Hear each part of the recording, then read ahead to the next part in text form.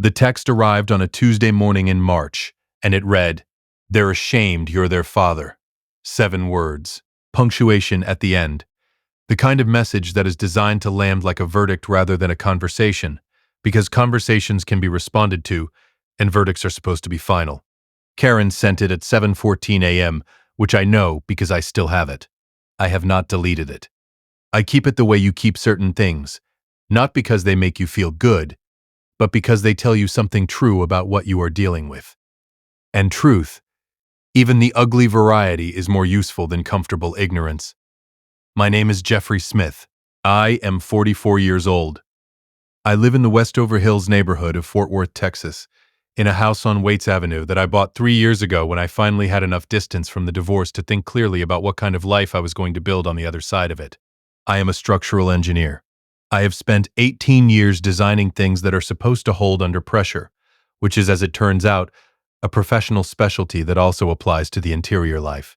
I need to tell you about the divorce first, because the divorce is the foundation of everything that came after.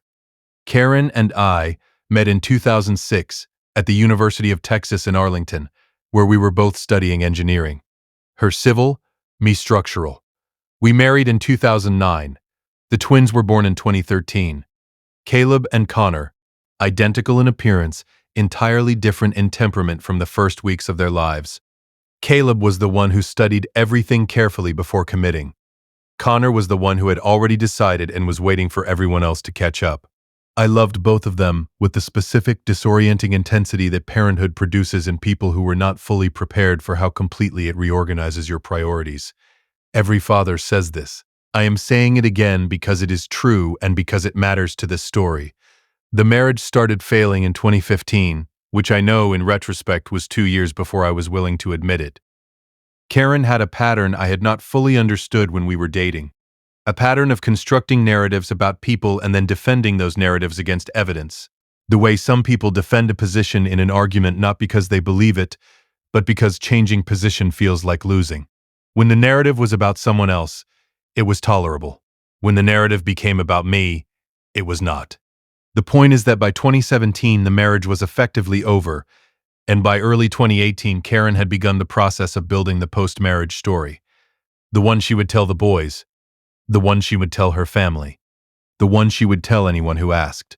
In that story, I was absent, emotionally unavailable, a man whose career mattered more than his children, a father the boys were better off without. The custody hearing was in September 2018. Karen had a better lawyer than me.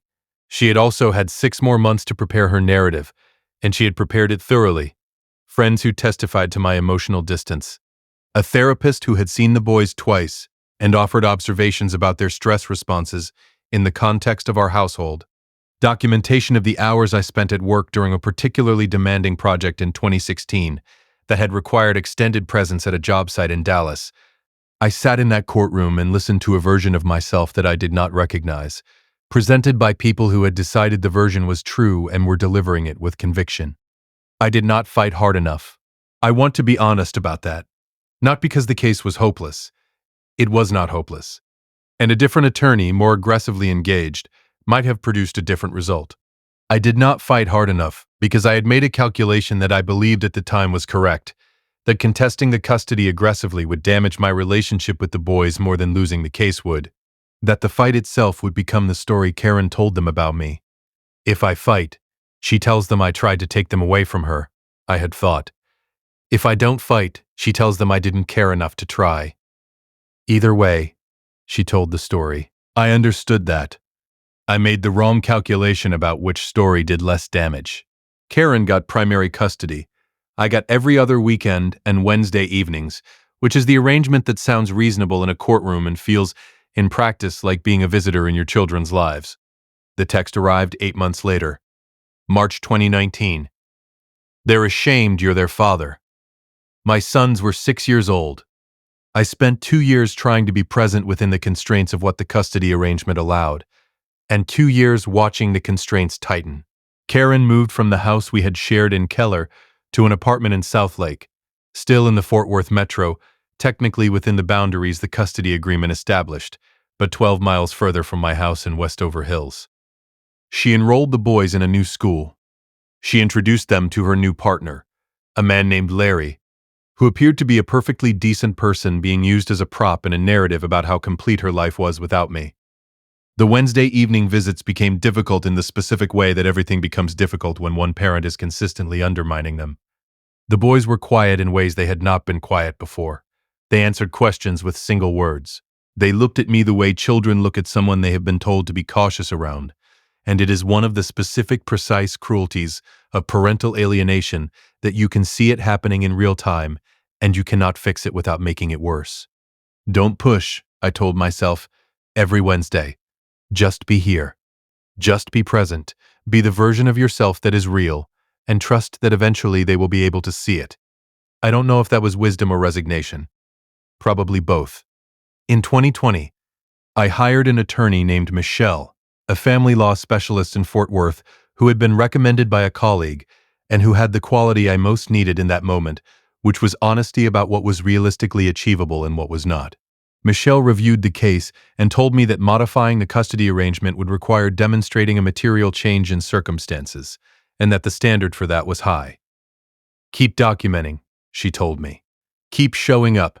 Keep being the parent you are. She looked at her files. And wait. I waited. The diagnosis came in the fall of 2021. Caleb, careful, deliberate Caleb, who had been studying everything before committing since he was 3 weeks old, was 8 years old when Karen called me.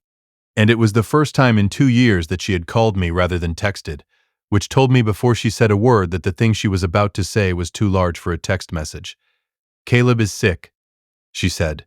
They think it's leukemia.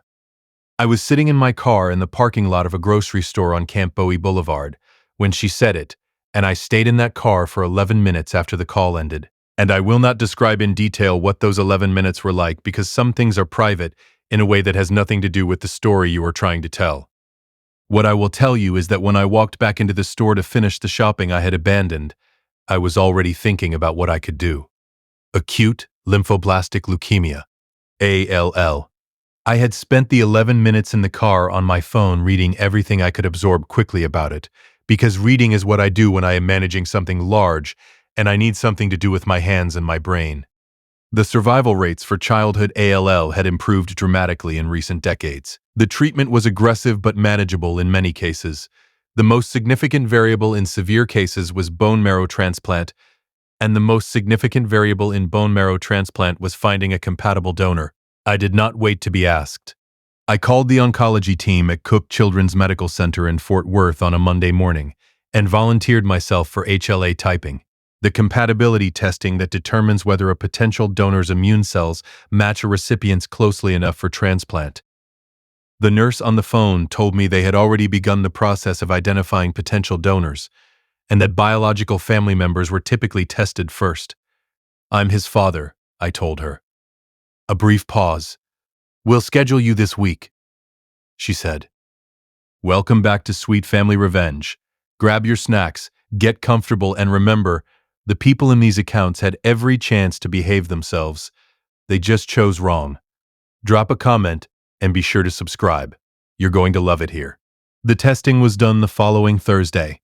I drove to Cook Children's on West Lancaster Avenue, gave blood, answered the intake questions, and drove back to Westover Hills.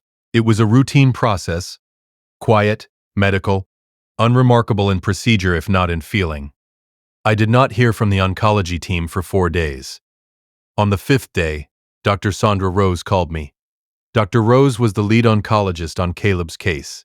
I had met her briefly at a family conference Karen had reluctantly included me in, and she had struck me then as precisely the kind of doctor you want managing a serious diagnosis: thorough, direct, not given to false reassurance or unnecessary alarm. Her voice on the phone was careful in a way that was different from her usual careful. Mr. Smith, she said, I need to ask you a few questions before we discuss your test results. That is not how this call is supposed to start. I thought. Of course, I told her. How long have you been aware of your son's medical history? She asked. Since Caleb's diagnosis in October, I said. Karen called me when he was first diagnosed. And prior to that, have you been involved in their medical care? Vaccinations? Physicals? That kind of record? Karen has primary custody, I said. I have attended appointments when I was notified of them. That has not been consistently. A pause. Mr. Smith, Dr. Rose said, I would like you to come in, not for a follow-up test, to discuss the results of the test we have already run. Another pause. I have run it 3 times. I was in my home office, at my desk looking at a structural drawing I had been working on all morning. I set down my pen. When? I asked. Tomorrow morning, she said. If possible. I will be there, I told her. I did not know yet what she had found. I did not know that I was about to walk into a room where the story Karen had been telling for 6 years was going to come apart at the molecular level. I did not know that 5 words were going to change everything. What I knew was that a doctor who had run a test 3 times was asking me to come in. That was enough to know for the moment. Dr. Rose's office at Cook Children's is on the 4th floor of the main building on West Lancaster Avenue, with a window that faces west toward the Fort Worth skyline. I noticed the skyline when I sat down, the way you notice small specific things when you are managing a large amount of internal tension and your brain is looking for somewhere safe to rest. Dr. Rose sat across from me. She had the file. She had clearly been thinking about this conversation for at least 24 hours. Mr. Smith, she said, thank you for coming in. I want to start by telling you that this conversation is confidential, that I am bound by medical ethics, and that nothing I tell you today changes my commitment to Caleb's care. She folded her hands on the desk. I want you to hear that first. I understand, I said. HLA typing, the compatibility testing we ran, works by identifying specific genetic markers on white blood cells that determine immune compatibility for transplant purposes. She opened the file. When we run this test for a potential donor who is a biological parent, we expect to see specific patterns of shared markers between the parent and the child. The patterns are predictable and consistent. She looked at me. When we tested your sample against Caleb's, the patterns were consistent with biological paternity, she said. You are a strong potential match for Caleb. That is good news for his treatment options. Okay, I said. When we tested your sample against Connor's, she said the patterns were not consistent with biological paternity. She let that sit for a moment. We ran the test 3 times, Dr. Rose said. The result was the same each time. I consulted with our genetics team and with the hospital ethics board before calling you. She looked at me steadily. Mr. Smith, the genetic evidence indicates that you are not Connor's biological father. I looked at her. How is that possible? I said. They are twins. Dr. Rose folded her hands carefully. Caleb and Connor are fraternal twins, she said. Not identical. Fraternal twins develop from 2 separate eggs released during the same ovulation cycle. In rare cases, documented cases though uncommon, those 2 eggs can be fertilized by sperm from 2 different men if the mother had relations with more than one partner within the same fertile window. She said it the way physicians say difficult things, factually, without editorial weight, as though the information itself is neutral and only the circumstances give it gravity. It has a name, she said. Heteropaternal superfecundation. It is estimated to occur in approximately 1 in 13,000 fraternal twin pregnancies. It is rare. It is not impossible. I sat with that. So Karen, I said slowly. The genetic evidence indicates that during the conception window for the twins, Miss Harmon had contact with at least one other man, Dr. Rose said. I cannot tell you who that man is. I can only tell you what the genetics show. I thought about 2012, the year before the twins were born. The engineering conference Karen had attended in Houston in February, the 3 days I could not reach her, that she had explained as poor cell service at the hotel. I had believed her. I had driven 40 minutes to pick her up from DFW when she flew back. I had carried her bag to the car. I had believed her for 9 years. Are you all right? Dr. Rose asked. Yes, I told her. I meant it, which surprised me. I am. Yes. Can I ask you something? Of course. Does Karen know? I asked. We have not yet contacted Ms. Harmon with this information, she said. We wanted to speak with you first, given that you are the one who was tested, and given the complexity of what the results suggest. She knows, I said. Dr. Rose looked at me. I am not speculating, I told her. I am telling you. She knows. She has always known. I looked at the file on her desk. The question is, who else does? There is a specific quality to certain moments, the ones where something you have been carrying without knowing you were carrying it suddenly has a name. I had not known I was carrying a question about Connor. I had not known there was a question to carry. But sitting in that office on a Wednesday morning, something in me recognized those words the way you recognize a sound you have heard before but could not previously identify. Connor's eyes, I thought. Connor's eyes are brown. Karen's eyes are green. Mine are gray. I had thought about Connor's eyes exactly once, briefly, in 2014, and I had dismissed the thought the way you dismiss things you were not ready to examine. I had dismissed it for 7 years. I was not dismissing it anymore. I left Dr. Rose's office at 10:47 a.m. on a Wednesday. I drove directly from Cook Children's to Michelle's office on West 7th Street in the Cultural District. Michelle was with a client. I told her paralegal it was urgent. Michelle came out 12 minutes later, took one look at my face, and said, "Come in." I told her everything. The test, the results, Dr. Rose's conversation, the Houston conference. All of it. Michelle is not a person who expresses shock easily. She has been practicing family law in Fort Worth for 20 years and has heard most of the things that human beings do to each other in the context of marriage and divorce. She listened to me with her legal pad in front of her and her pen moving, and when I finished, she was quiet for a moment. "The original custody proceedings," she said. "Did Karen make any representations to the court about the twins' parentage? Any documentation, any testimony, anything that would constitute a sworn statement that both boys were your biological children?" "The custody filing lists me as the father of both boys," I said. "The birth certificates list me as the father of both boys." Karen signed both documents. Michelle wrote something. "If Connor is not your biological child," she said carefully, "and Karen knew that at the time of the custody proceedings, then those representations were material misrepresentations made under oath to a family court." She looked at me. "That is fraud on the court, Jeffrey. That is not a small thing." "I know," I said. "Does Connor's biological father know about him?" Michelle asked. I looked at her. "I do not know. That is a question only Karen can answer. And right now, Karen is not answering anything." Michelle wrote something else on her legal pad. "That becomes relevant to any adoption petition," she said. "A biological father has legal rights that would need to be addressed before an adoption can be finalized. We will need to establish whether he is known, whether he has ever been involved, and whether he intends to assert any claim." She looked at me. "Do you want to pursue this regardless of what we find?" I thought about Connor in a hospital waiting room. Somewhere in the future, a boy who was my son in every way that mattered. In every way I had been capable of demonstrating through 3 years of Wednesday evenings and every other weekends in a text message that said his brother needed a donor and I had already raised my hand. "Connor is my son," I said. "Whatever it takes. Yes." "I need to be very careful about how we proceed," Michelle said, "because there is a child involved here.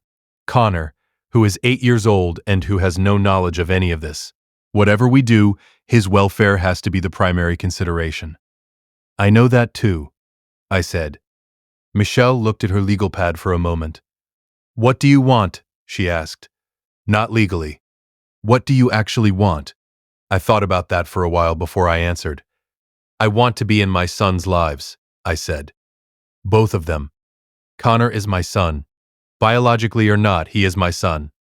I have been his father since he was born. I want that recognized, and I want the lies that have been told about me to those boys to stop." I looked at Michelle. "That is what I want." Michelle nodded slowly. "Then here is what we are going to do," she said. The plan had 2 tracks running simultaneously. Track 1, Michelle filed a motion to reopen the custody proceedings on grounds of fraud. Specifically, Karen's material misrepresentation of Connor's paternity in the original filing. This was not a punitive move, it was a necessary legal step to address a foundation that had been built on false information. Track 2.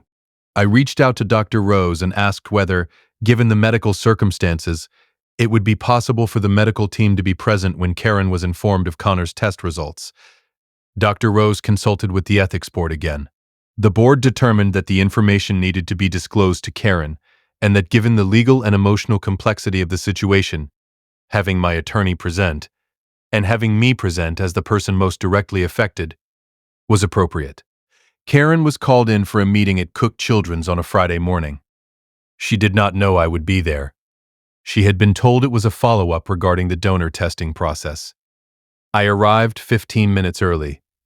I sat in Dr. Rose's office and I looked at the Fort Worth skyline, and I thought about 7 years of Wednesday evenings and every other weekends, and a text message that said they're ashamed you're their father. And I thought about Caleb's careful, deliberate eyes and Connor's quick, decided ones.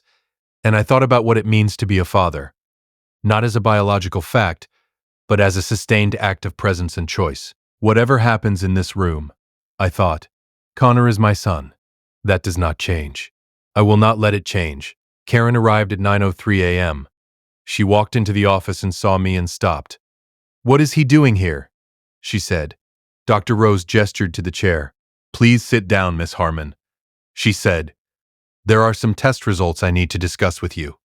If you have been listening to this and you are not subscribed yet, do it right now. Because what happens in this room, and what Karen's face does when 5 words land in it, is something you are going to want to hear. Subscribe." Karen sat. She sat the way a person sits when they are in a room they have decided to control. Straight, hands in her lap, eyes on Dr. Rose rather than on me. Dr. Rose explained the HLA typing process. She explained the results. She explained that she had run the test 3 times. She explained, in the measured and precise language of a physician who has delivered difficult information many times, the results for both boys. The confirmation that Jeffrey was Caleb's biological father. And then the finding. Delivered without drama, without pause, without any additional weight beyond the words themselves, that the genetic evidence indicated Jeffrey Smith was not Connor's biological father. She explained heteropaternal superfecundation, the 1 in 13,000 statistic. The science behind it, what it meant. Karen's face did not collapse. She is not a person who collapses. What happened to her face was something more controlled and more revealing, the specific expression of a person who has been managing a secret for a long time and has just watched the last piece of infrastructure holding it in place give way. The expression of someone who had run a calculation for 9 years and had just been told the calculation was visible. She looked at the desk. She looked at her hands. She did not look at me. "Miss Harmon?" "Dr. Rose said. "Is there anything you would like to say?" A long silence. "I would like to speak with my attorney," Karen said. "Of course," Dr. Rose said. Karen stood. She picked up her bag. She walked toward the door. She stopped. She turned and looked at me for the first time since she had walked in. I looked back at her. I did not say anything. I did not need to say anything. Everything that needed to be said had already been said by a genetics test run 3 times on a Wednesday morning by a doctor who had not expected to find what she found. Karen left. I stayed in the chair by the window for a few more minutes looking at the Fort Worth skyline. Some things you cannot unfind, I thought. Some truths wait patiently for the moment they become impossible to hide. This had been hers. The custody modification hearing was in February. Not February of the following year. The same year, 4 months after the meeting in Dr. Rose's office, because Michelle had filed immediately in the nature of the grounds, fraud on the court, had produced a level of judicial attention that moved the case forward faster than family court proceedings typically move. I want to tell you what happened in that hearing, but I want to tell you something else first, because the hearing is the legal story, and the legal story, while important, is not the whole story. In December, 6 weeks after the meeting at Cook Children's, Caleb began the bone marrow transplant process. I was the donor. The procedure was at Cook Children's, and it went as well as these procedures go. Which is to say, it was difficult and exhausting and frightening in the specific way that medical procedures involving your child are frightening. And it was also the most important thing I have done with my body in 44 years of using it. I sat with Caleb in the recovery room afterward. Karen was there too, in the chair on the other side of the bed. We did not speak to each other. We did not need to. There are rooms where the ordinary architecture of a relationship, the conflict, the history, the grievances, becomes irrelevant, and a hospital recovery room after a bone marrow transplant is one of them. Caleb was 8 years old, and he was going to be all right, and that was the only thing that mattered in that room. Connor was in the waiting room when I came out. He was sitting with Karen's mother, a woman named Diane who had always been civil to me, even through the divorce, and who looked at me with the specific expression of a woman who has been told things about a person for years and is currently revising her assessment. Connor looked up when I came through the door. He had Karen's coloring, darker than Caleb, darker than me. He had the quick, decided energy I had known since he was 3 weeks old. He was 8 years old and he had been told things about me for 3 years, and he was sitting in a hospital waiting room because his brother was sick, and he was afraid. "Is Caleb okay?" he asked. "He is okay." I told him. "He is resting. You can see him in a little while." Connor looked at me for a moment with the assessing attention I had always associated with him. "You gave him your bone marrow," he said. "Yes," I said. "Does it hurt?" "A little," I told him. "Not much." Connor looked at his shoes. "Mom said you don't care about us," he said. Not accusatory. Informational.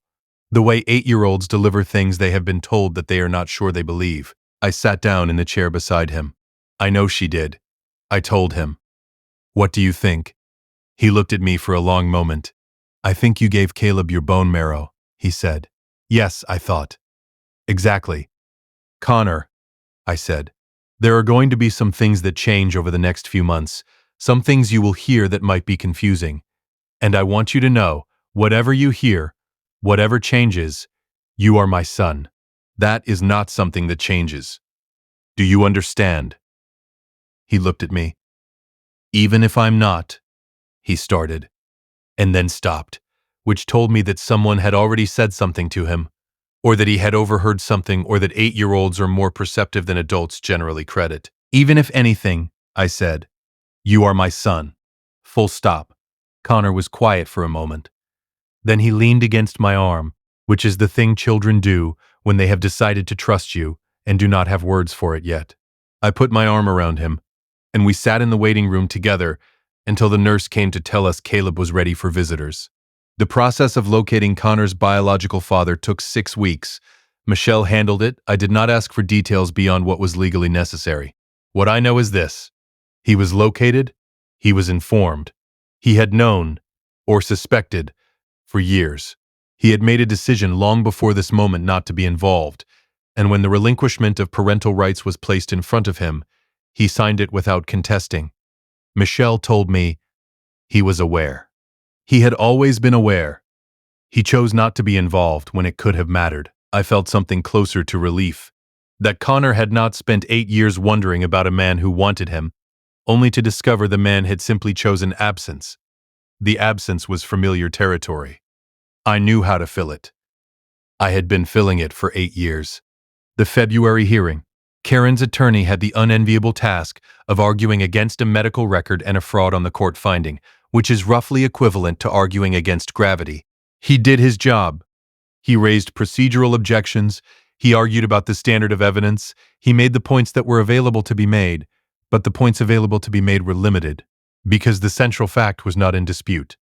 The judge, the Honorable Patricia Kwan, who had been on the family court bench in Tarrant County for 14 years, reviewed the documentation with the careful attention of someone who has seen a great deal of human behavior and maintains a studied neutrality about most of it.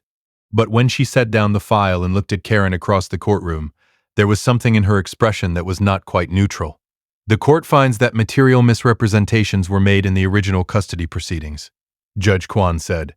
"Specifically, the representation that Jeffrey Smith was the biological father of both minor children when the petitioner had reason to know or knew that this was not accurate with respect to the minor child Connor." Karen was very still. "The custody arrangement is hereby modified to shared custody, with the minor children spending equal time with each parent." Judge Kwan looked at the file again.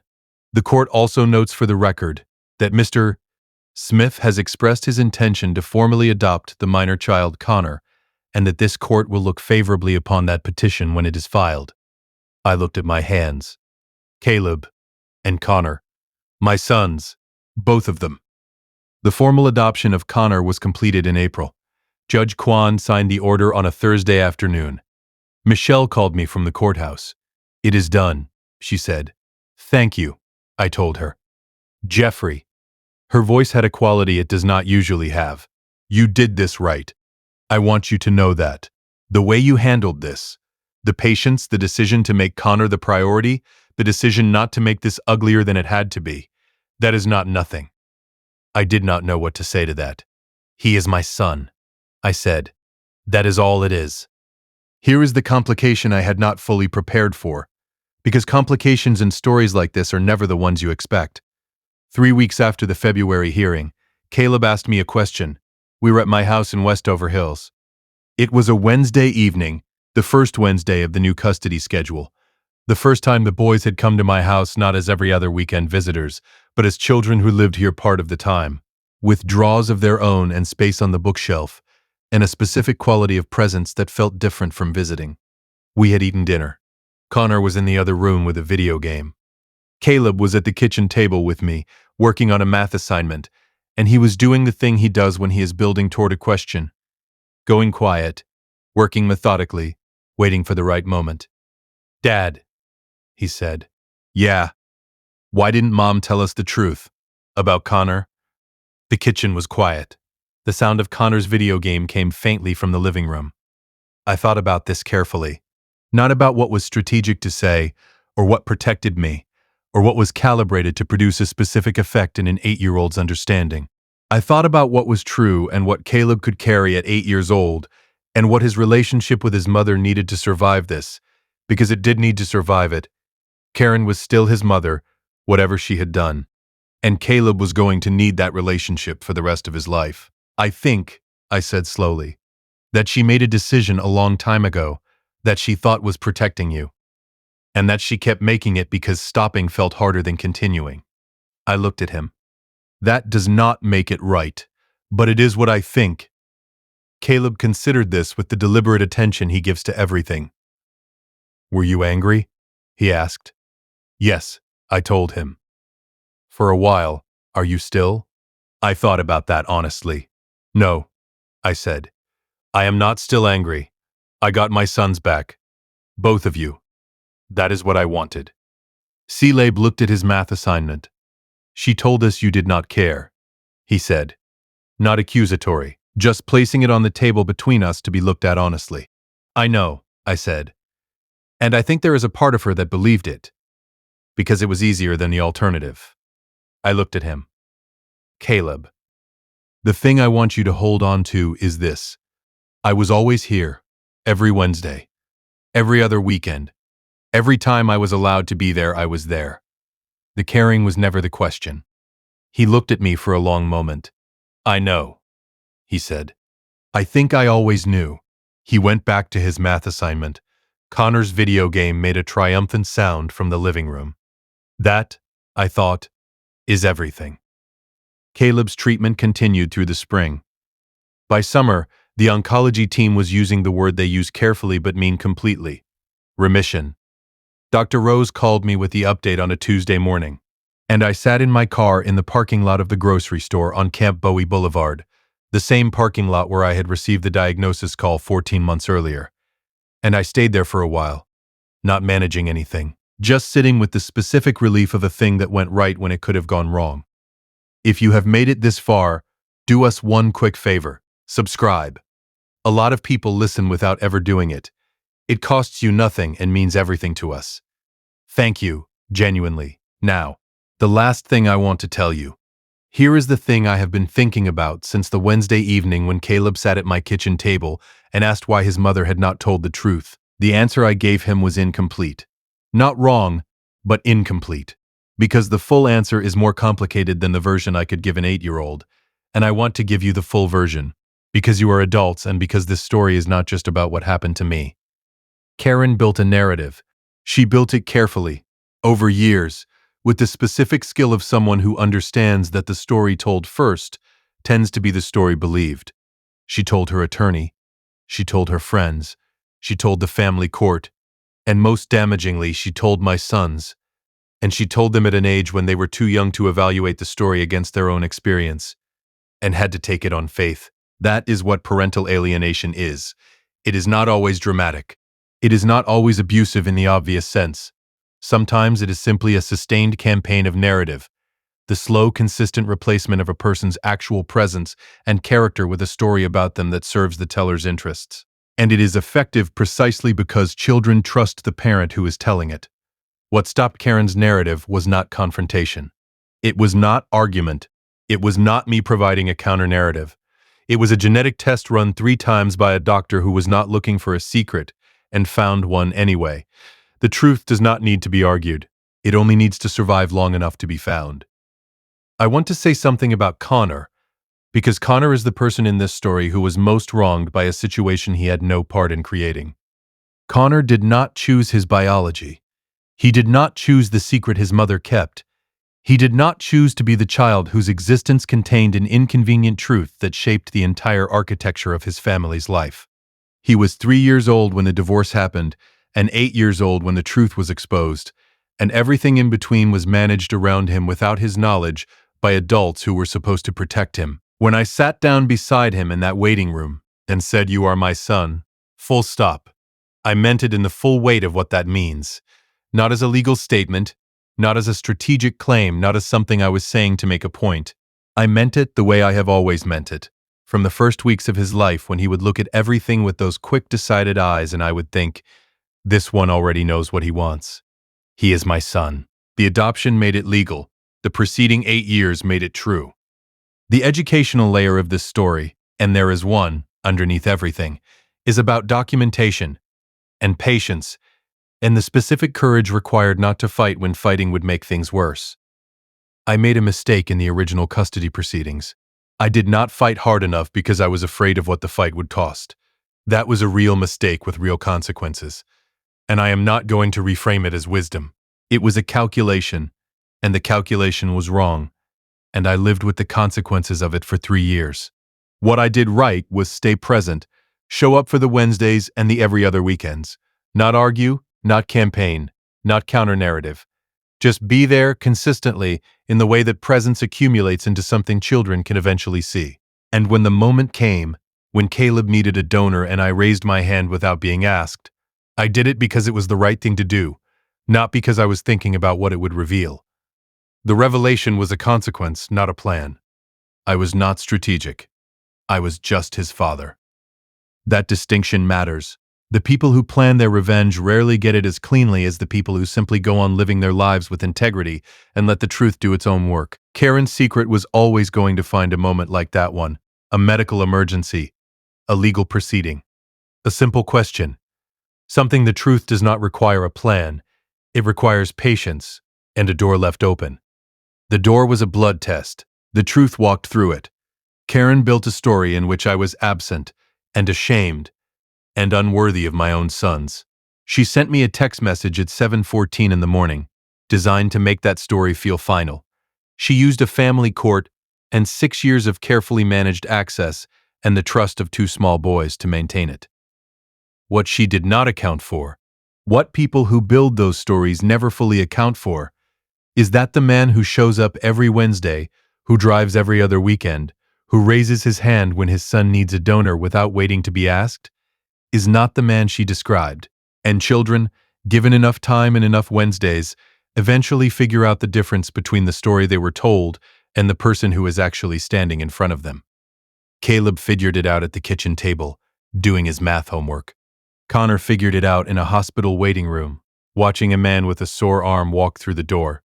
"I think you gave Caleb your bone marrow," Connor said.